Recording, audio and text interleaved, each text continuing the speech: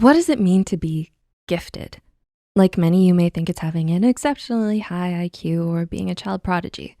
And while it's true that people who fall under these categories can be considered gifted, it's also time you realize that there are actually many different types of giftedness that tend to get overlooked and undervalued. First studied by researchers George Betts and Maureen Neihart in their 1988 article, Profiles of the Gifted and Talented. They identified 6 different types of gifted individuals, according to their behaviors, feelings, and needs. Curious to know which type you are? Well, here are 6 types of gifted people. Number 1, the successful type. Type 1s are the most commonly recognized type of gifted individuals. They are those we've typically come to associate with the term because of their impressive academic performances and prestigious achievements. Most type 1s become even more driven to excel because of the high expectations placed upon them at a young age by their parents, teachers, and peers.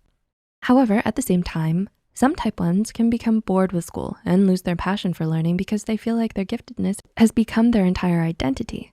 This happens because many parents and teachers make the mistake of focusing too much on developing their intelligence, talents, and skills that it stunts their personal, social, and emotional growth, making them competent but unimaginative and ill-adjusted adults. Number 2, the challenging type. Next, we have the second type of giftedness, known as the challenging type. Type 2s are labeled as such because they are often unafraid of challenging others and questioning authority. Highly creative, tenacious, and unconventional, Type 2s tend to think outside the box so much that it sometimes makes them difficult to get along with because of how disruptive and non-conforming they can be. Often receiving little to no recognition for their giftedness, many Type 2s feel frustrated with the school setting because it stifles their creativity, overlooks their abilities, and keeps them from realizing their full potential. If they don't have a support system in place or have other positive influences in their life, it's likely for Type 2s to develop delinquent behaviors or eventually drop out of school. Number 3, the underground type. Type 3s, also called the underground types, are gifted individuals who want to try to hide their giftedness from others. This may be because they want to feel more included in a non-gifted peer group, feel too much pressure to excel, or dislike the intense scrutiny and attention that giftedness often brings.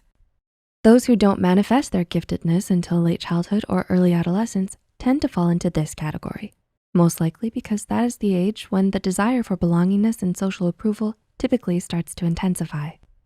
As a result of denying their full capabilities, they may end up feeling insecure and anxious.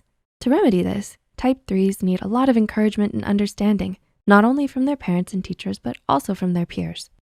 Number 4, the dropout type. Another type of gifted individual most people are unaware of is Type 4s, also known as the dropout types, or the at-risk types. Type 4s tend to have a reputation and are labeled as such because they often struggle with feelings of anger, frustration, and depression as a result of their giftedness being overlooked. Similar to Type 2s, Type 4s struggle with their self-esteem because they feel rejected and unappreciated by others. Since their interests, skills, and talents don't align with the typical school curriculum, they don't receive the support and affirmation they need from the people around them. Number 5, the double-labeled type. The 5th type of giftedness is the double-labeled type, which refers to gifted individuals who have a physical or emotional handicap of some sort. Most have learning disabilities such as dyslexia, dysgraphia, dyscalculia, and so on, which can make it difficult for school systems and programs to identify them as gifted. Their handicap may also make it more difficult for them to complete their work on time or to fulfill other structured tasks as easily as other gifted students, which can make them more easily discouraged, frustrated, and critical of themselves. Type 5s may also be impatient, stubborn, and sensitive to criticism, which only makes it more important that they're given the proper assistance to nurture their strengths and talents. And number 6, the autonomous type. Last, but certainly not least, we have the autonomous type, which refers to those gifted individuals who are independent, conscientious, and self-reliant. Similar to Type 1s, Type 6s often find success and recognition because they have learned how to excel in the school setting or have found ways to make the system work for them. Resourceful and goal-oriented, they are natural-born leaders and are well-respected by those around them. And unlike most other types, Type 6s often are aware that they're gifted. However, because they have such a strong sense of personal power, they are never preoccupied with impressing other people, gaining their approval, or fitting in with their peers. So which type did you relate to the most?